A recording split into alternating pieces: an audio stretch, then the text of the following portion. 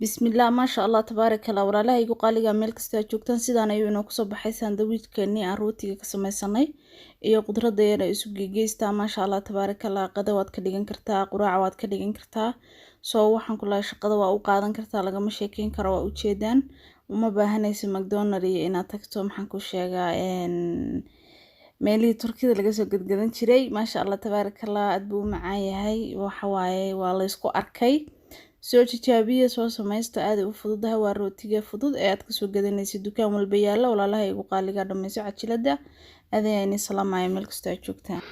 bulshadu caynkeetihiya waxaas TV camiran ama se YouTube codkiya idaacado loo cogtamay waxaa dhagahayga culisi haamloof channel kabaro diintii cisiga cunada karinteeda iyo dhammaan caalamka war jira dhagayso caways kastaba ku caawi subscribe adoon cid kale to dhugan halkaas ku caawee marqura bulshay ku caawee marqura channelkaas caada koray assalaamu calaykum waraxmatullaahi tacaala wabarakaatu walaalahay igu qaaliga meel kasta oo joogtaan waa walaashin Sihaam iyo maalin kale qurux badan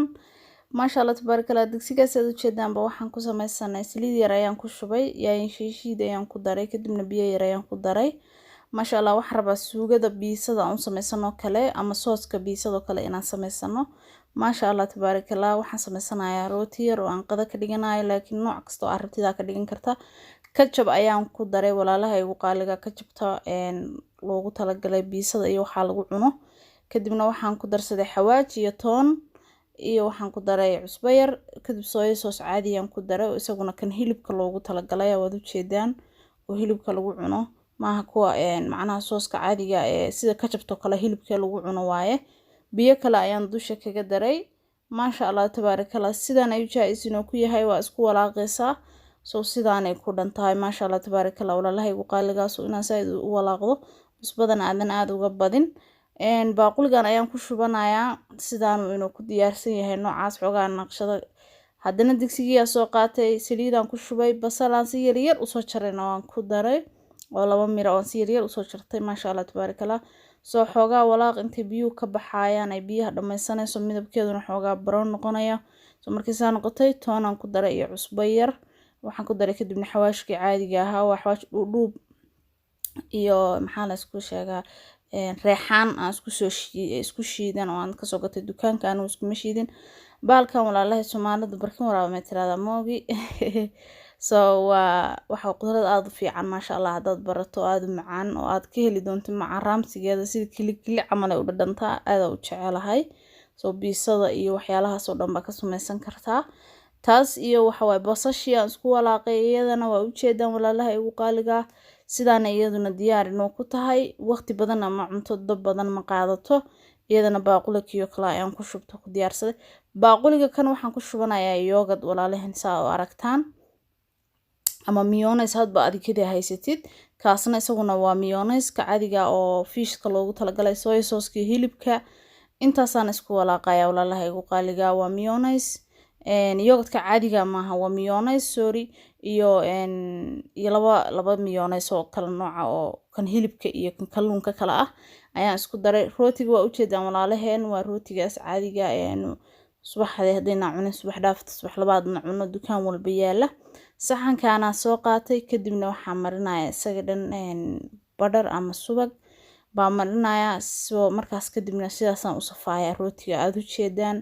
maasha Allah tabarakallah waad ka heli doontaan halkaas markii waxaan galiyay xabadan kala jabiyay koo markaas mayonnaise sida isu geeyay ayaan waxaan uga dhigayaa sauce hoos aan ugu soo sameeynayaa sidaasaan u saarsaaraya 3 rako oo si saarana ka dhigay 4 iyo 5 waa ka dhigan kartaa aad uga heli doontaa cheese waaye